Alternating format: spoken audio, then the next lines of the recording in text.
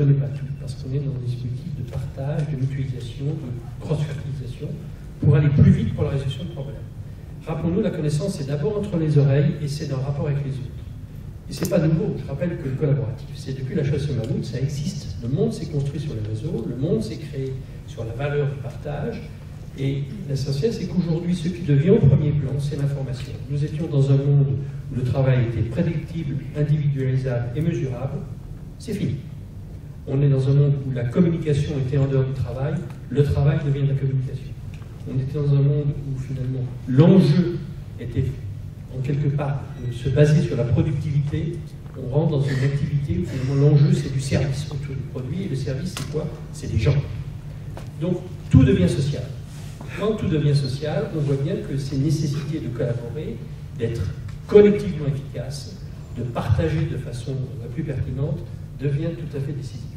Je crois qu'on a un moment important, et rappelons-nous, c'est vrai que notre ADN français n'est pas bien fait pour ça. On nous a appris à l'école de ne pas copier les uns sur les autres. Nous sommes le seul pays en Europe.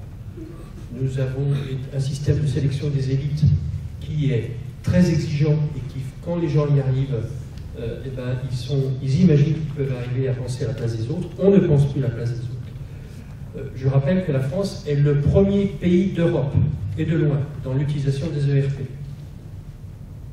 La France est le dernier pays d'Europe, et de loin, dans l'utilisation des plateformes collaboratives.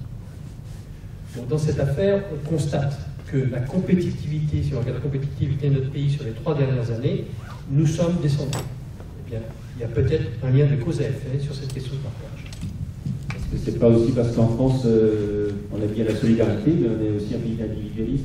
Nous sommes individualistes et hiérarchiques, c'est un mot de difficulté, c'est une caractéristique. Nous sommes aussi ce que j'appellerais naturellement méfiants par culture.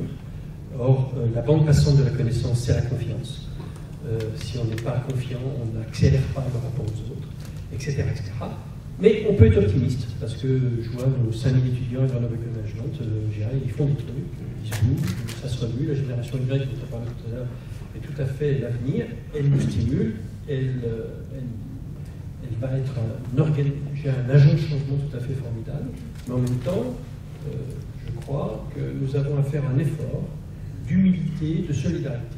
La chaîne de valeur aujourd'hui, de porteurs, héritée du monde industriel, notre système de mesure, quand on va aller vers cette nouvelle chaîne de valeur 2.0, dans laquelle la co-création, le co-design, la façon dont on fait une conversation avec son marché. Je rappelle, les marchés sont des conversations maintenant.